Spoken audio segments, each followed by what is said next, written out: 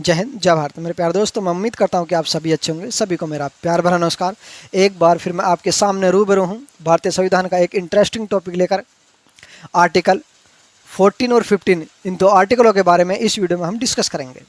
ये दोनों ही आर्टिकल जो मौलिक अधिकारों के अंतर्गत आपके ये आर्टिकल आते हैं। ठीक है, भारतीय संविधान में मौलिक अधिकारों का जो चैप्टर है ये भाग 3 में दिया गया है, और मौलिक अधिकारों के अंतर्गत जो आपके आर्टिकल हैं वो आर्टिकल 12 से लेकर 35 तक दिए गए हैं। आर्टिकल 12 और 13, इन दोनों ही आर्टिकलों को मैं आपको जो स्टडी करा चुका हूँ। किसी कारणवश मेरे प्यारे दोस्तों ने, मेरे भाइयों ने अगर वो वीडियो मिस कर दी है जो रिसेंटली मैंने प्रोवाइड कराई है, आप मेरे चैनल पर देख सकते हैं, तो टाइम निकाल कर उस वीडियो को भी जरूर आप वॉच करना। ठीक है, इस वीडियो में हम जो है आर्टिकल 14 और 15 के बारे में, जैसा कि मैंने आपको बताया, उनको डिस्कस करने वाले हैं। आर्टिकल 14, 15, 16, 17 और 18, ये सभी आर्टिकल जो मैंने अभी आपको बताए हैं, आर्टिकल 14 से लेकर 18 तक, ये सभी समानता के अधिकारों की बात करते हैं, यानी नागरिकों को किस तरीके से समानता के अधिकार दिए गए हैं। ठीक है, और बाकी के जो और आर्टिकल हैं वन बाय वन करके उनकी वीडियो मैं आपको प्रोवाइड कराता जाऊंगा। ठीक है,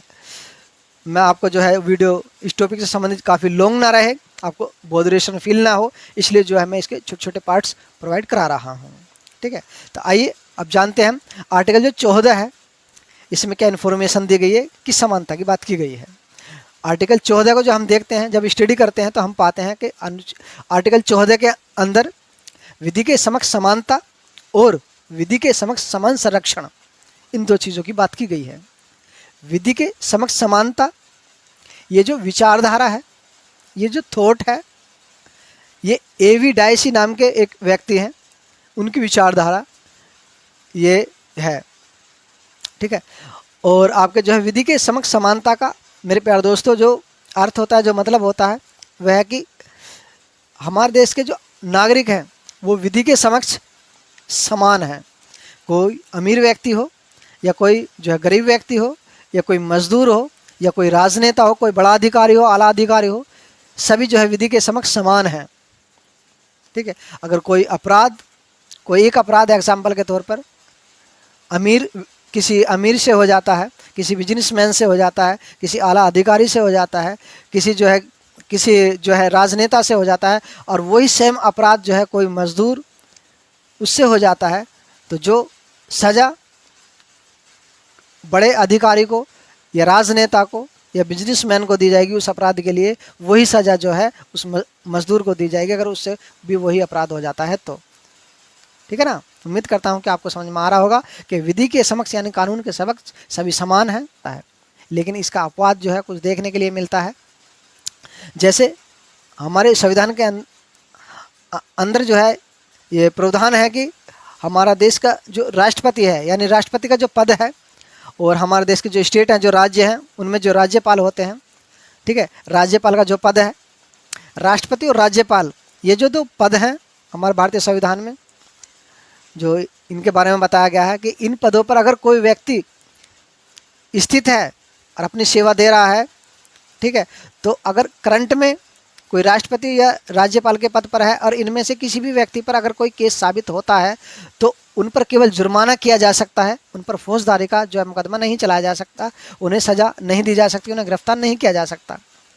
लेकिन उन्हें पद से हटाकर, ठीक है, वो एक फिर आम नागरिक हो जाएंगे, और जब वो एक देश के आम नागरिक हो जाएंगे, जब वो पद से हट जाएंगे, तो फिर उन पर जो है फौजदारी का मुकदमा भी चलाया जाएगा। और अगर उन्हें केस साबित होकर उन पर जो ऐसे सबूत जो पेश कर दिए जाते हैं अदालत में जिससे कि उनको सज़ा हो, तो उनको सज़ा भी दी जाएगी। ठीक है, उन्हें दंडित किया जाएगा, फिर जैसे देश के आम नागरिकों को किया जाता है उसी तरीके से उन्हें ट्रीट किया जाएगा कानून के। ठीक है, अब आइए जानते हैं आर्टिकल 15 के बारे में। आर्टिकल जो 15 है, यानी अनुच्छेद जो 15 है, ये सामाजिक समानता की बात करता है। सामाजिक समानता की मतलब आर्टिकल 15 यानी 15 जो है ये साफ साफ कहता है कि राज्य या फिर कोई भी व्यक्ति कि वह धर्म, मूल वंश, जाति, लिंग और जन्म स्थान, इनके आधार पर जो है कोई भेदभाव नहीं करेगा। अपने नियम कानून जो वो लागू करेगा तो इन चीज़ों का ध्यान रखेगा कि इनके आधार पर कोई भेदभाव ना हो। ऐसी कोई नीति, ऐसे कोई नियम या ऐसा कोई भी जो है वह अपनी तरफ से कोई ऐसी जो है एक्टिविटी ना करे जो इनके आधार पर कोई भेदभाव नज़र आए। ठीक है, ये आर्टिकल 15 का पहला जो खंड है वो कहता है राज्य ऐसा नहीं कर सकता, ठीक है, किसी भी व्यक्ति के साथ। और आर्टिकल 15 का दूसरा खंड कहता है कि राज्य और व्यक्ति, यानी राज्य हो या कोई भी व्यक्ति हो, दोनों को आदेश देता है इनमें से कोई व्यक्ति जो है दुकान हो किसी व्यक्ति की, ठीक है, या राज्य दुकान है, सार्वजनिक भोजनालय हैं जैसे होटल होते हैं, और सार्वजनिक स्थान है, कुएं हैं, तालाब हैं, बस स्टैंड है, रेलवे स्टैंड है, सार्वजनिक कोई भी स्थान हो सकता है, कोई पार्क है, गार्डन है, ठीक है, जहाँ आम पब्लिक जो है जाती है। जैसा मैंने अभी आपको बताया है, कुएं पे जो है सभी का हक होता है जाने का, तालाबों पर सभी का हक होता है जाने पर, या किसी की दुकान है कोई, या रेलवे स्टेशन है, बस स्टैंड है जैसा कि मैंने आपको बताया, मेट्रो स्टेशन है, या रेल जो आपके जो है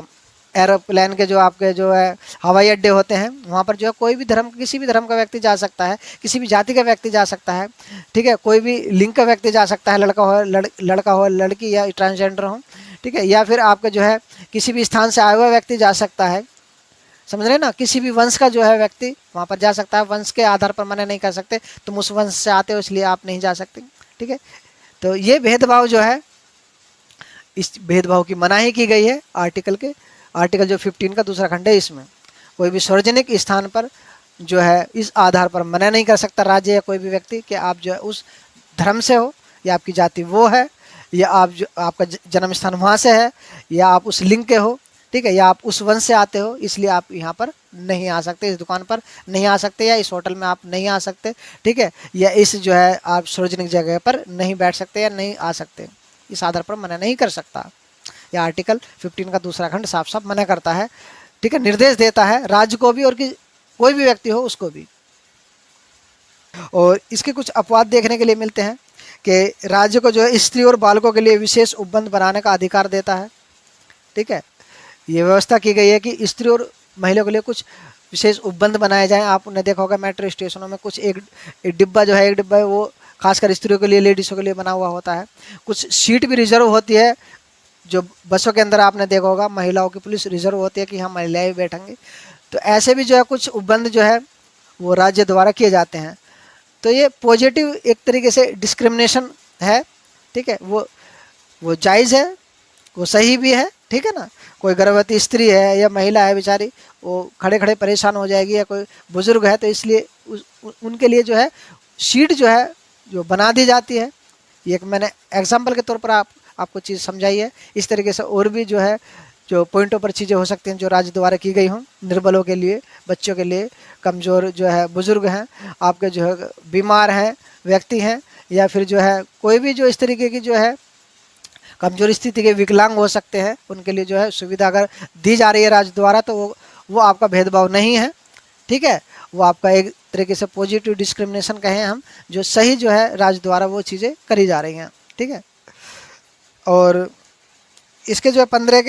15 का जो आपका चौथा भाग है, इसमें राज्यों को सामाजिक और शैक्षणिक दृष्टि से पिछड़े हुए नागरिकों के वर्गों के लिए जो है एससी और एसटी जातियों के लिए विशेष उपबंध बनाने का अधिकार देता है। यानी 15 का जो तीसरा था वो मैंने अभी आपको बताया, बच्चों और बुजुर्ग, यार जो बुजुर्ग होते हैं, स्त्री होते हैं, उनके लिए जो विशेष उपबंध बनाने का अधिकार देता है 15 का तीसरा खंड। 15 का जो चौथा खंड है ये साफ साफ कहता है कि ये राज्य को निर्देश देता है कि आप जो है सामाजिक रूप से या शैक्षणिक रूप से जो है जो पिछड़ी हुई जाति हैं, एससी हैं, एसटी जातियां हैं, इनका उद्धार करने के लिए, इनको उठाने के लिए जो आप जो विशेष उपबंध बना सकते हैं। यहीं से जो आरक्षण निकल कर आता है इन जातियों के लिए, फिर आरक्षण की जो है राज्य व्यवस्था करता है इनको ऊपर उठाने के लिए, ठीक है। इनको नौकरियों में आरक्षण दिया जाता है और काफ़ी जो है शिक्षण संस्थानों में आरक्षण दिया जाता है, जिससे कि ये अपना विकास कर सके। जातियाँ जो पिछड़ी हुई जातियाँ हैं, एससी हैं, एसटी हैं, वो ये 15 का जो चौथा खंड है वहीं से ये बात निकल कर आती है, ठीक है। इसमें कहा गया है कि इनको ऊपर उठाया जाए, कमज़ोर जातियों को, इनके जो लोग हैं इनको, इसलिए जो है ये आरक्षण की व्यवस्था यहीं से की गई है। और 15 का जो पांचवा खंड है इसमें बताया गया कि सामाजिक और शैक्षणिक दृष्टि से पिछड़े वर्गों के लिए निजी शिक्षण संस्थानों में भी आरक्षण की व्यवस्था की जाए, और आरक्षण जो है वो 50% से ज़्यादा न हो, ये भी कहा गया है।